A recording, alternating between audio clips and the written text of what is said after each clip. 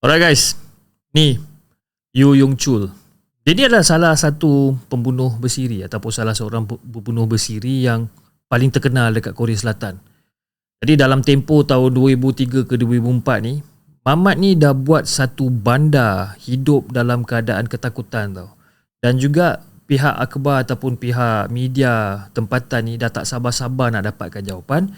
Dan pihak polis pula buat-buat tak nampak dengan apa yang ada dekat depan mata, iaitu seorang pembunuh bersiri. Jadi apa senjata pilihan Mamat ni? Mamat ni dia buat tukul buatan sendiri. Kan? Jadi dengan benda tu terjadilah orang kata rentetan satu keganasan yang ganas, yang tragis sebelum dia ditangkap. Kes ni guys, penuh dengan plot twist, penuh dengan kejutan yang orang kata tak disangka-sangka. Tapi sebelum dia jadi pembunuh kejam ni, dia ni memang dah biasa langgar undang-undang. Jom kita terjah dunia tak betul Mamat Korea ni yang mengatakan bahawa dia dah makan 26 orang dan dia juga dikenali sebagai The Raincoat Killer.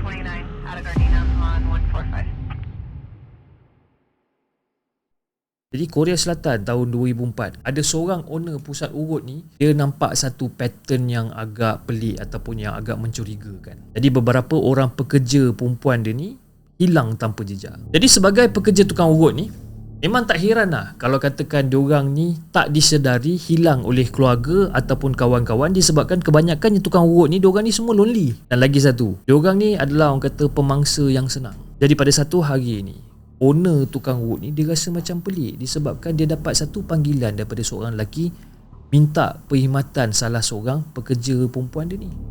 Tapi fikir-fikir balik macam okey, biasalah lelaki minta tukang urut perempuan dan sebagainya.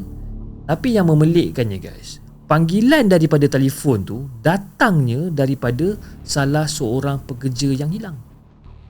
Macam kerja ni hilang, tapi yang Mamat ni call. Sudah je. Jadi operasi pada ketika tu bermula dan diorang ni cuba untuk tipu pelaku ni supaya berjumpa dengan perempuan yang diatur oleh pihak polis. Dan Mamat ni terus masuk dekat dalam perangkap polis. Jadi bila Yu Yong Chul ni sampai dekat tempat tu, dia pun terus ditangkap oleh polis. Tapi lah bila kena tangkap dengan polis, polis fikir benda ni macam benda penculikan biasa ataupun orang kata pemerdagangan manusia. Rupa-rupanya benda ni telah membongkar salah satu rentetan pembunuhan paling mengerikan yang pernah berlaku pada ketika itu. Bila ditanya, apa benda yang kau buat dan sebagainya, Mamat tu mengaku yang dia dah bunuh lebih daripada 20 orang dan kebanyakannya orang-orang yang dia bunuh ni adalah pekerja-pekerja seks, orang-orang tua ataupun orang-orang kaya. Dan akhirnya, Mamat ni pergi tunjuk dekat polis kat mana dia kuburkan mayat-mayat dia ni. Apa yang membuatkan seseorang ni boleh buat kerja gila macam ni? Well, cerita dia ni bermula bila Yu ni masih budak lagi, hidup dalam keadaan serba kekurangan, hidup sebagai orang susah, orang miskin. Jadi guys, si Yu ni dilahirkan pada tahun 1970 di Goncang dan alami kehidupan awal sebagai budak-budak yang sangat-sangat susah lah. Sebabkan apa susah tau? Bila dia pergi sekolah, dia ni selalu kena hina, kena ejek dengan kawan-kawan dia, kena hina, kena kutuk dan sebagainya. Disebabkan apa? Disebabkan dia ni miskin, disebabkan status keluarga dia yang agak rendah pada ketika jadi daripada kecil lagi si Yu ni dia dah mula benci orang kaya, benci orang-orang kaya yang menganggap diri diorang ni lebih baik daripada dia. Jadi nak dijadikan cerita, Yu dan juga adik-beradik dia yang lain ditinggalkan oleh mak diorang pada usia muda. Dan mak dia ni tinggalkan diorang dekat rumah nenek dia. Dia kata nak pergi hantar kat rumah nenek dia, pergi tinggal kat sana sekejap, kejap lagi mak datang balik dan sebagainya, itu ini. Mak dia tak datang balik. Jadi pada ketika tu bapak dia ni terpaksa ambil tanggungjawab tu lah. Dan bapak dia pun bawa lah balik budak-budak ni pergi ke rumah dia. Dan dekat rumah tu ialah bapak dia pun dah kahwin lain, dah ada mak tiri dan sebagainya. Tinggallah diorang dekat situ. Tapi yalah, diorang mengharapkan satu kehidupan yang bahagialah, duduk dengan bapak dia, duduk dengan mak tiri dan sebagainya. Tapi mak tiri dia ni yang macam cerita drama TV3 lah kan. Jenis yang mak tiri jenis abusive punya kan, rembat sana, pukul sana, maki sana, maki. Dan benda tu jadi lebih teruk bila bapak dia ni meninggal dalam kemalangan pada tahun 1985. Jadi pada ketika tu you dapat, orang kata, dapat rasakan yang dia mempunyai satu peluang lah untuk ubah hidup dia ni. Dia nak lari dan dia nak keluar daripada dunia kemiskinan. Jadi dia decide dia nak kerja keras, dia nak berjaya dalam hidup. Jadi bila dia dah apply dekat satu sekolah seni ni, dia kecewa lagi sekali. Sebabkan apa tau? Sekolah seni ni tolak permohonan dia. Kata dia tak layak masuk sekolah ni sebabkan kau punya result pun tak berapa bagus. Jadi pada tahun 1988 akhirnya dia dimasukkan ke sekolah teknikal yang terima dia dengan kelayakan yang dia ada. Tapi daripada dia belajar rajin-rajin dekat situ, dia dapat discover satu cara macam mana nak hidup kaya. Dia jerumuskan diri dia dekat dalam kehidupan jenayah. Tapi pada ketika tu si Yu ni baru usia 18 tahun kan? Dan dia ditangkap disebabkan mencuri daripada jiran yang kaya. Dan Yu ni dihantar ke pusat tahanan remaja, ataupun kalau dekat kita ni kita panggil sebagai tempat juwana lah kan?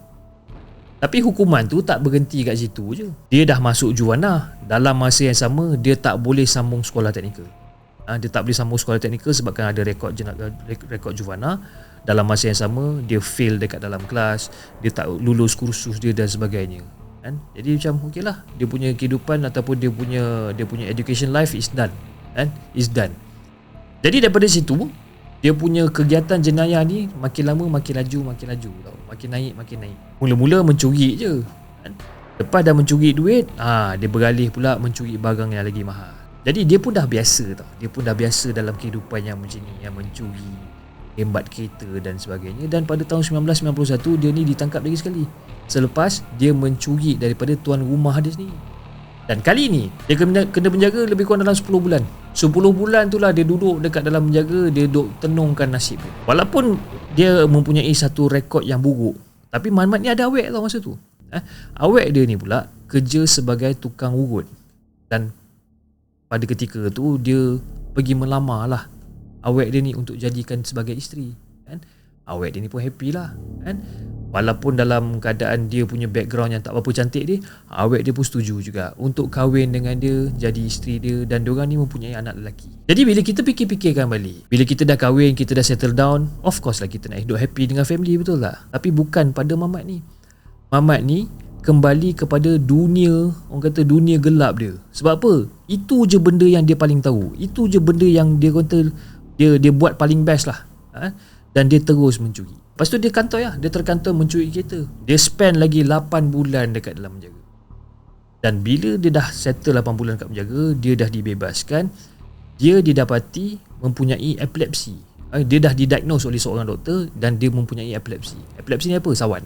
Ada sawan gila babi sikit kan?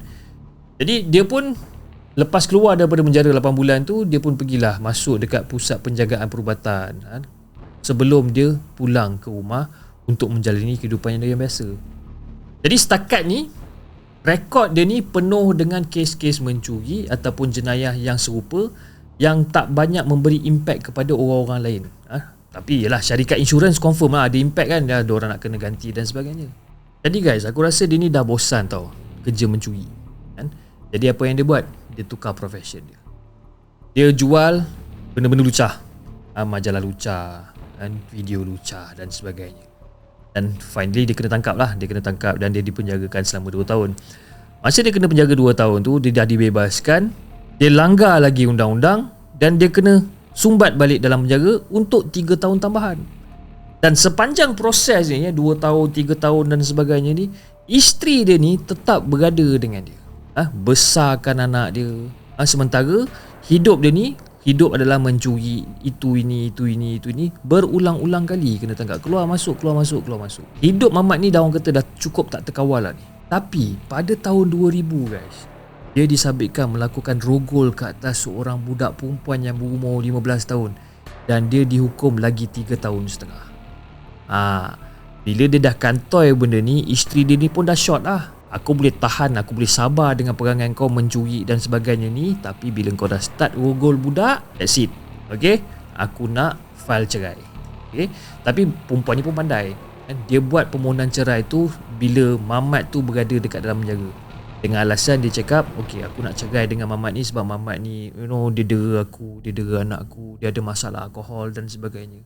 So permohonan tu diluluskan, diorang pun bercerai. Right?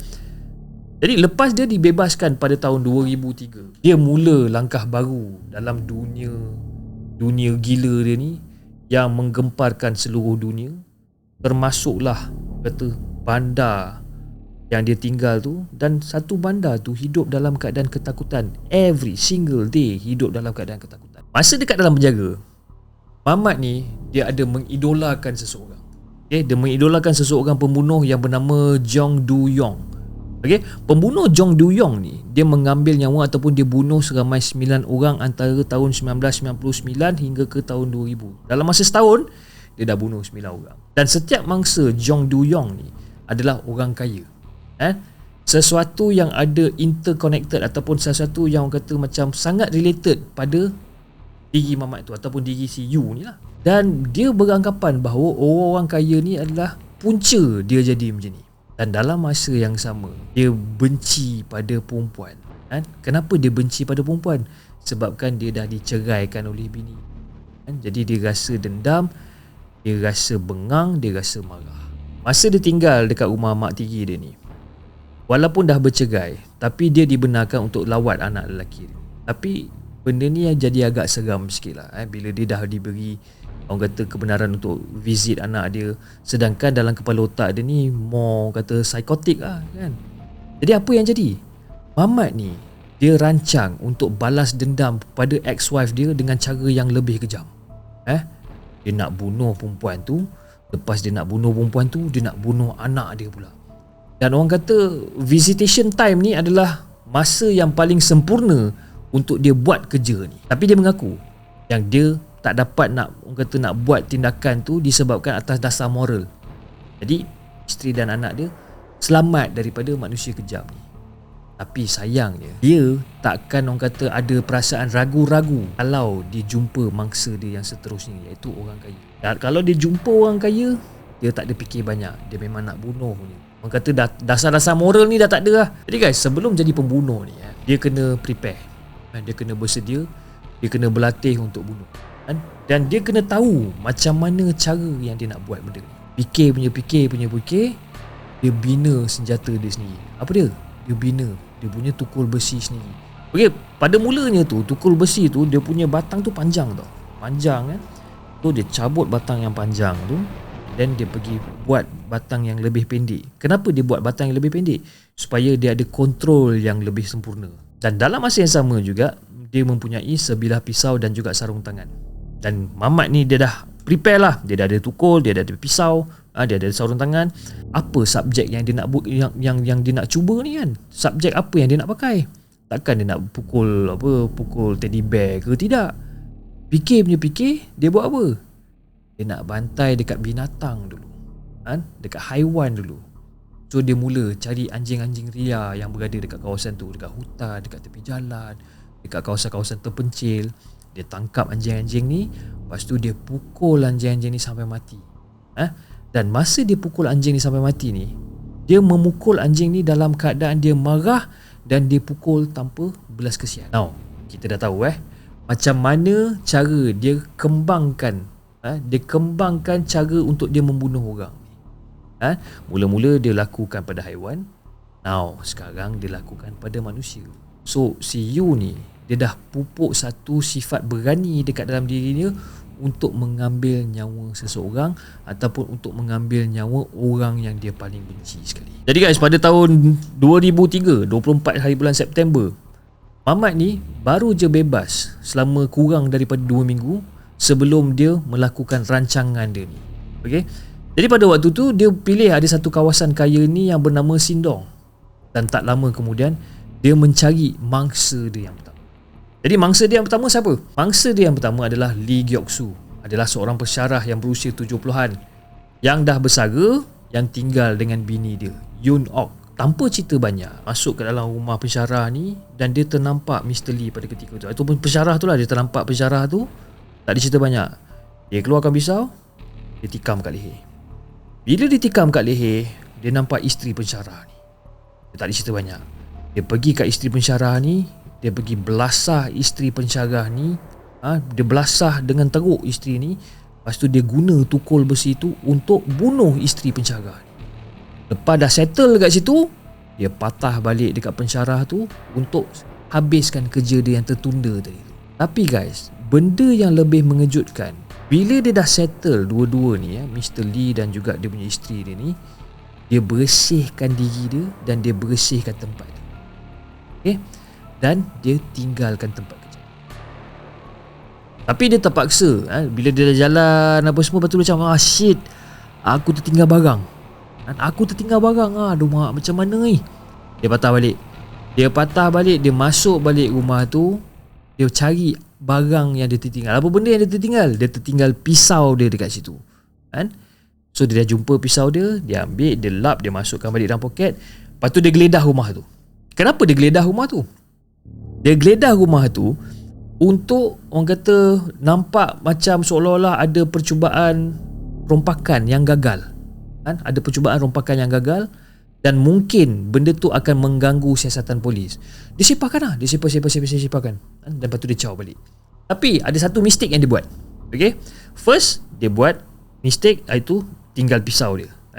The second mistake yang dia buat ni, dia dah geledah ataupun dia dah konon-kononnya rumah tu dia rompak, dia dah geledah ni, tapi dia tak curi apa-apa, dia tak ambil apa-apa. Dan benda tu meninggalkan satu red flag kepada polis. Kalau katakan rumah ni kena rompak, kenapa kau tak rembat barang? Dan dalam masa yang sama, polis terjumpa kesan tapak kasut dekat tempat kejadian, yang tak lama kemudian menjadi, orang kata, satu pattern. Satu pattern yang sangat dikenali.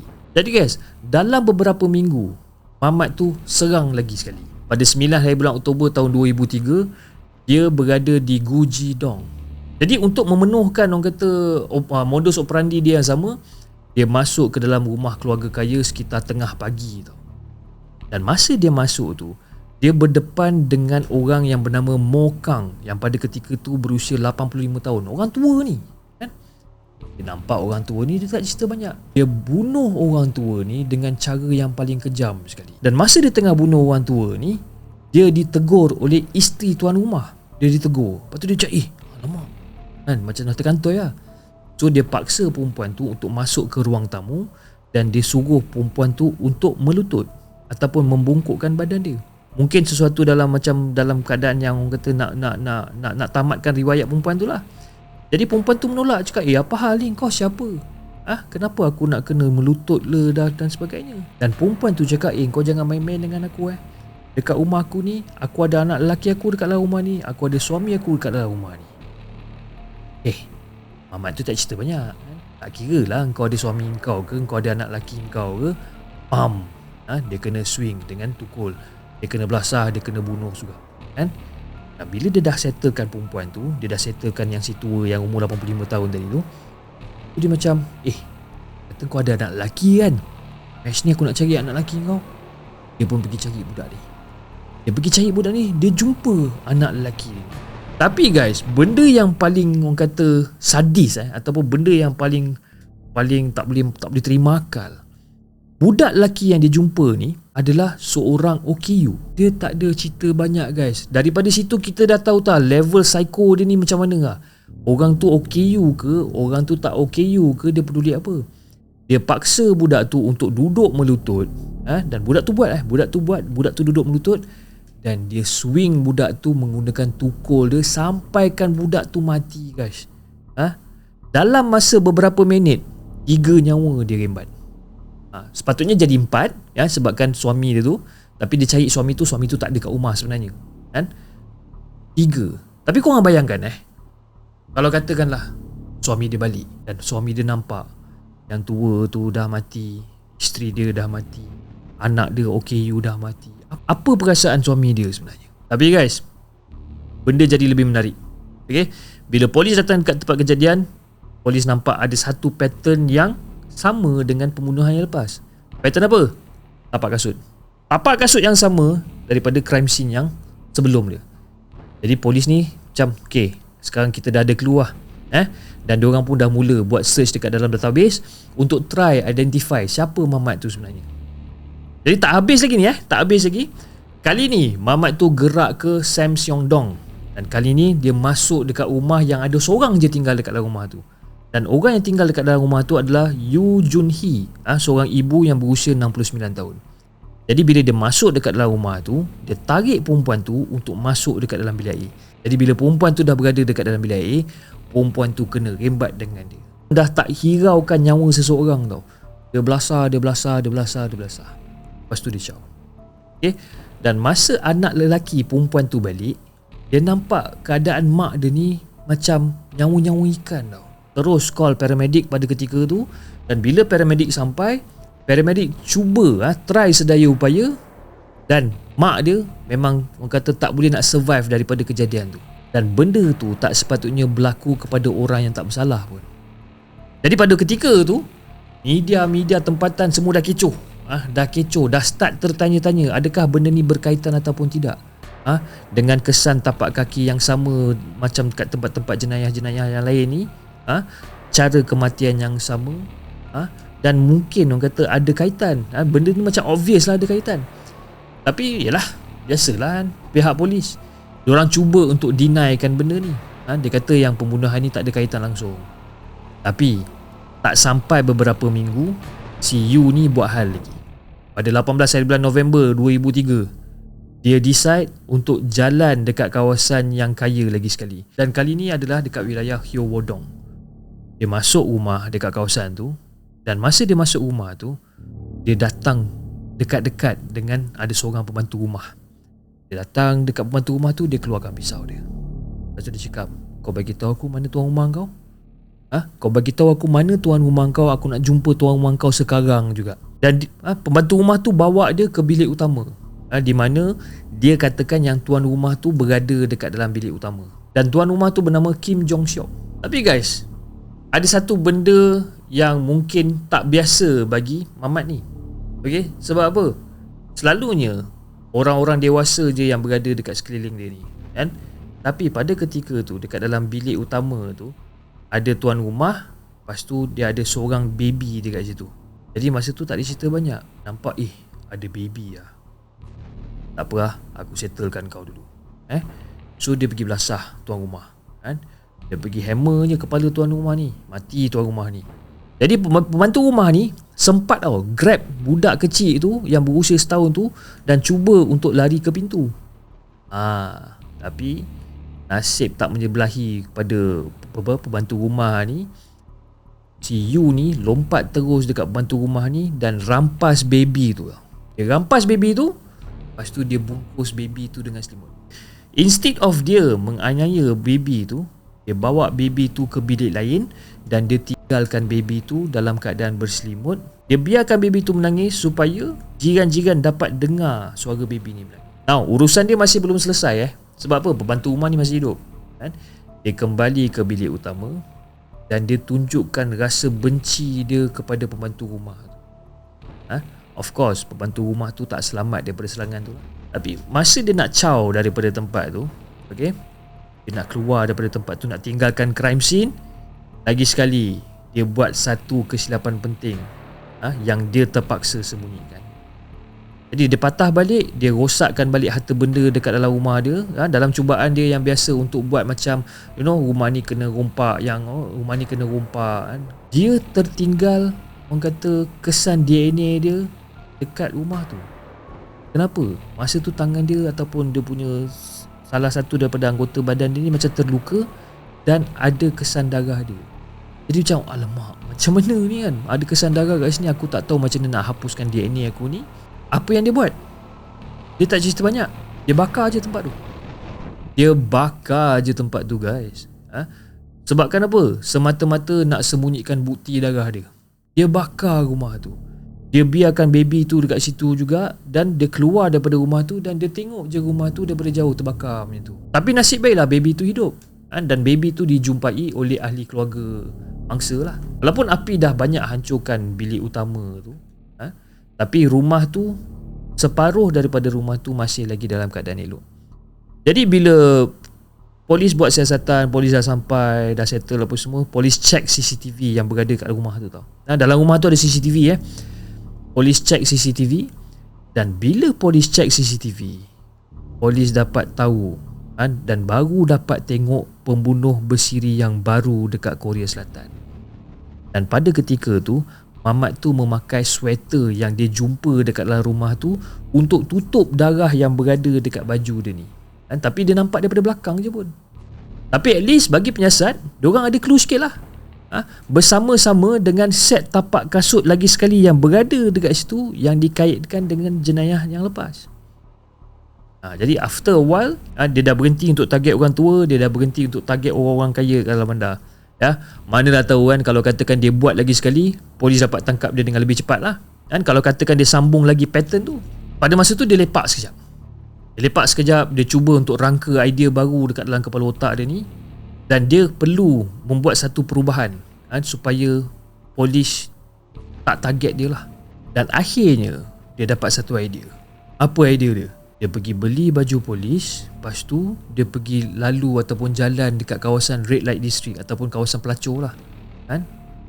Dan tanpa kita sangka guys, Mamat ni memang sangat-sangat pandai berlakon menjadi polis tau.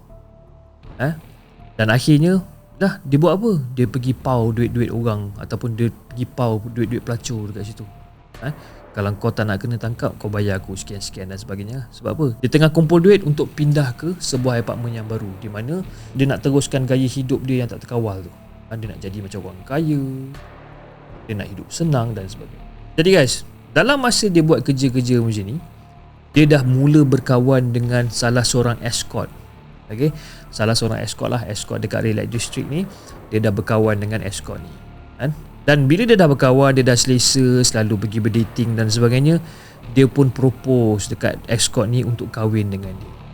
Jadi escort dia macam ada orang nak kahwin lah dengan aku. Jadi dia pun happy lah, dia pun nak kahwin lah dengan Mamat ni. Tapi escort ni pun pandai.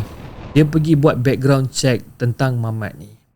Dan bila dia dapat tahu tentang sejarah silam Mamat ni, escort tu tak cerita banyak, terus tinggalkan dia dan diorang lah langsung tak ada communication dah. Now, disebabkan rejection tu, benda tu lah yang menjadi punca utama yang dia nak balas dendam guys. Jadi pada 16 hari bulan Mac tahun 2004, bila dia dah rehat sekejap daripada rentetan pembunuhan bersiri dia ni, dia kembali balik dengan hanya satu niat. Dia nak berpura-pura menjadi polis, konon-konon nak order escort, dan konon-konon nak tahan ataupun nak menangkap escort ni.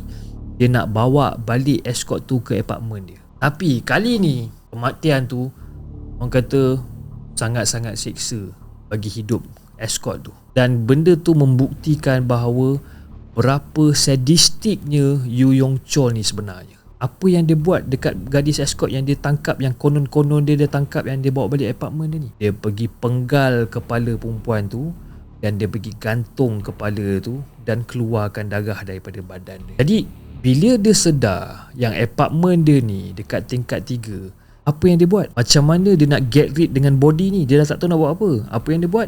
Dia potong. Dia potong by pieces. Dia potong. Dan masa tu dia pergi ke belakang Universiti Sogang. Dia pergi tanam mayat tu dekat situ.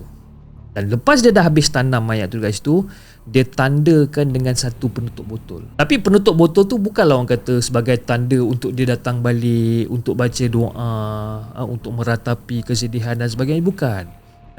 Penutup botol tu menjadi tanda supaya dia tak datang lagi sekali untuk korek dekat tempat tu untuk tanam orang lain pula. Tidak. Jadi maknanya dia tanda kat situ. So bila next time dia bunuh orang, dia tahu okey, tempat ni dah ada mayat. Okey, cari. Okey, kat situ tak ada tanda. Okey, aku tanam kat situ pula.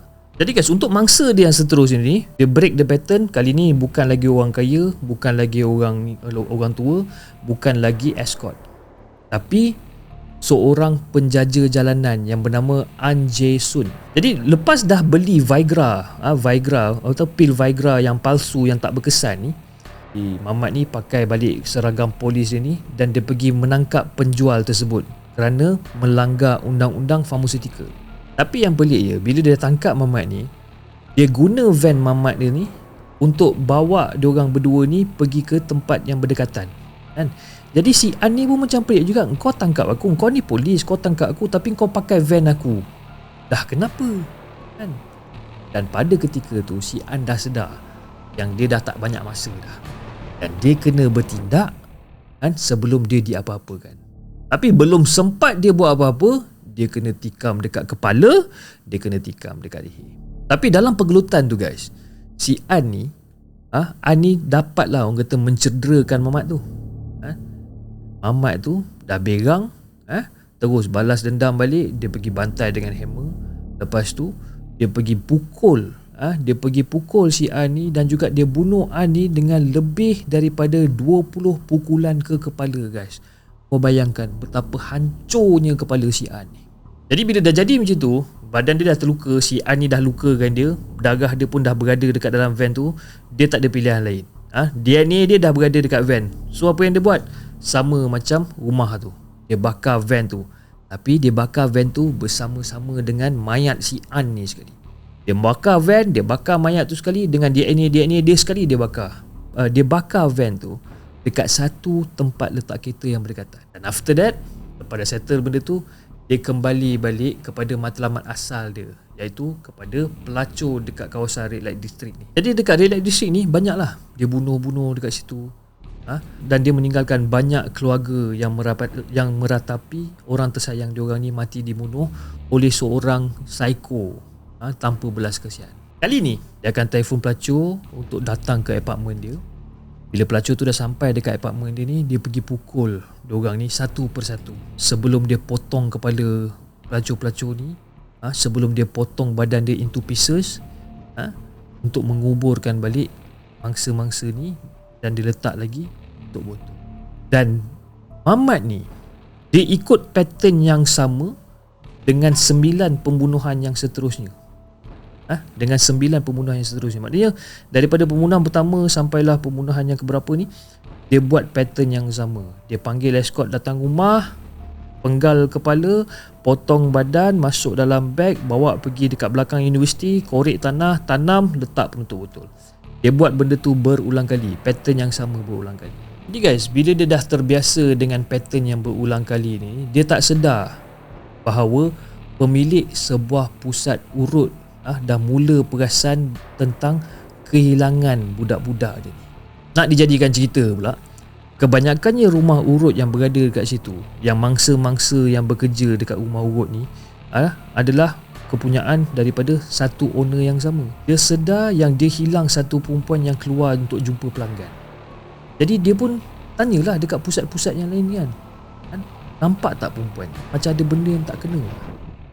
Jadi bila senarai gadis-gadis yang hilang ni bertambah, dia pun sedar satu benda, yang orang yang selalu telefon untuk booking pelacur-pelacur ni ataupun untuk booking tukang-tukang urut ni semua ni adalah orang yang sama. Jadi bila dia tengok macam kenapa orang yang sama asyik booking perempuan-perempuan yang berlainan ni kan? Dan every time dia call, dia booking, perempuan tu hilang. Lepas tu dia akan call, dia booking lain, perempuan tu hilang kan? Jadi owner pusat urut ni pun macam cuak macam alamak, apa hal ni kan? Jadi dia pun pergilah report dekat polis. Jadi bersama-sama dengan tu, polis pun buat plan macam mana nak jerat si Yu ni. Dan pada mulanya polis anggap yang perempuan-perempuan ni semua diculik dan dijual tau. Jadi bila diorang dah buat plan dan sebagainya ni, dan suddenly diorang dapat satu call. Bila diorang dapat call, bila tengok ni nombor telefon yang sama ni.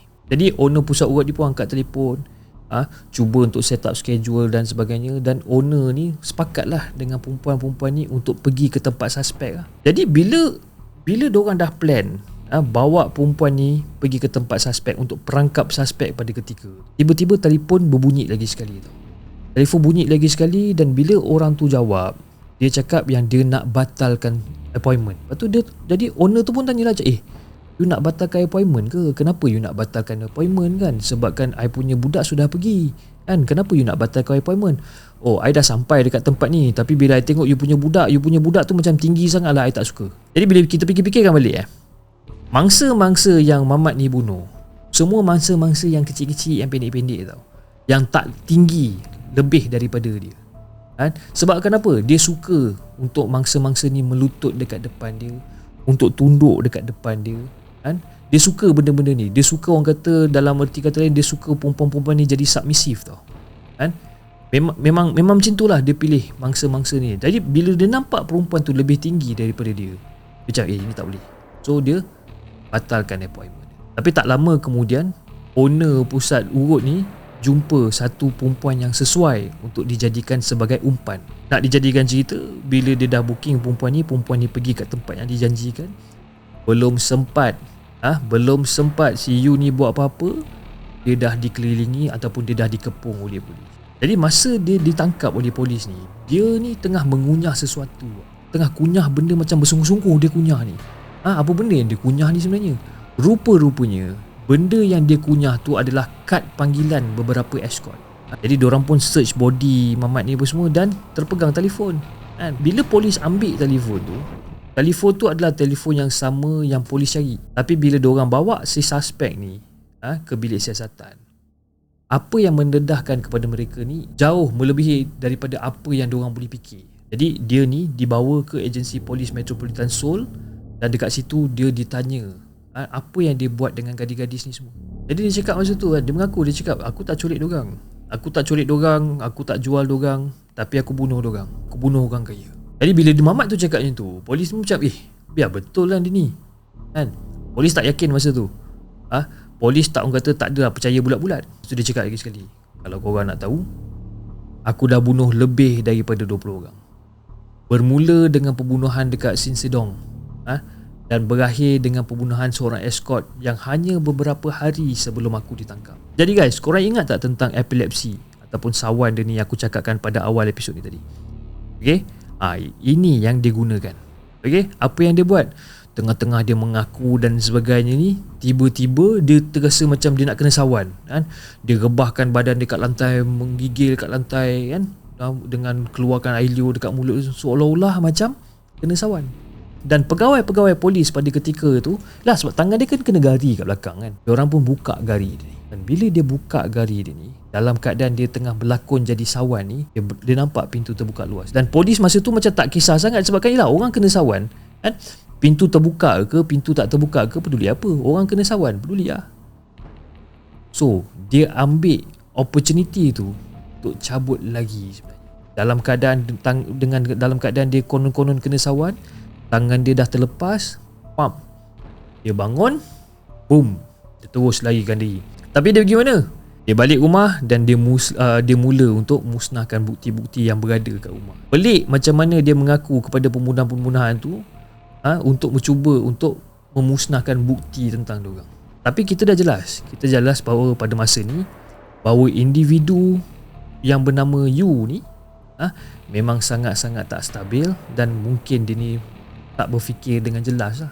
Dan dia ni pula dikesan oleh seorang polis dalam tempoh 12 jam selepas dia melarikan diri. Dan sekali lagi Mamat ni kena tangkap, dan kali ni confirm tak ada jalan lain untuk dia larikan diri.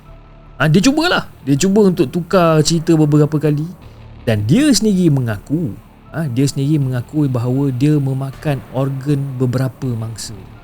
Jadi bila polis dengar macam betul ke kan dia ni dah makan organ mangsa-mangsa ni kan? Sebab kenapa tau? Sesetengah mangsa yang diorang jumpa tu memang hilang organ. Jadi pengakuan yang jijik ni berkemungkinan betul. Dan Yu pula bersetuju untuk bawa polis pergi ke tempat di mana dia pergi kuburkan mayat-mayat ni. Dan pada masa itulah dia mendapat gelaran The Raincoat Killer. Dan istilah Raincoat Killer ni digunakan lebih secara international daripada digunakan dekat Korea Selatan. Sebab kenapa? Bila kes ni mendapat liputan daripada luar negara, dapat masuk TV dan sebagainya, polis memang pakaikan dia baju hujan warna kuning. Dan daripada situlah istilah tu timbul daripada media. Walaupun tak ada, orang kata tak ada kesinambungan ataupun tak relevan dengan pembunuhan sebenar dia ni, tapi nama The Raincoat Killer tu melekat. Dan nama tu dah mula dikenali di seluruh dunia. Jadi secara realiti dia, jabatan polis yang menyiasat kes ni telah dikritik Dikritik disebabkan cara dorang handle kes ni. Kalau bukan disebabkan pemilik rumah urut tu, diorang mungkin tak dapat nak tangkap lelaki tu sampai sekarang. Tapi syukurlah kita syukurlah dia sekarang ni berada dekat dalam tahanan dan dia akan menghadapi perbicaraan atas jenayah dia ni. Tapi yang gila dia guys, walaupun dia dah kena tangkap, dah kena naik court, masa dalam court ni dia cuba untuk serang hakim dan dia cuba untuk bunuh diri semasa dalam tahanan. Dan masa dekat dalam mahkamah pun, Mamat ni langsung tak ada tunjuk kata rasa sesal kepada keluarga-keluarga mangsa yang dia bunuh. Dan akhirnya keputusan dah dikeluarkan dan dia didapati bersalah dan dia kena hukum mati. Jadi guys, apa korang fikir tentang kes ni? Mungkin korang boleh bagi sedikit komen di ruangan komen. Dan aku rasa itu saja untuk hari ini. Dan jangan lupa like, share dan subscribe Rotten Eggs Podcast. Dan insyaAllah kita akan kupas lagi kes terbaru di next coming episode. Assalamualaikum.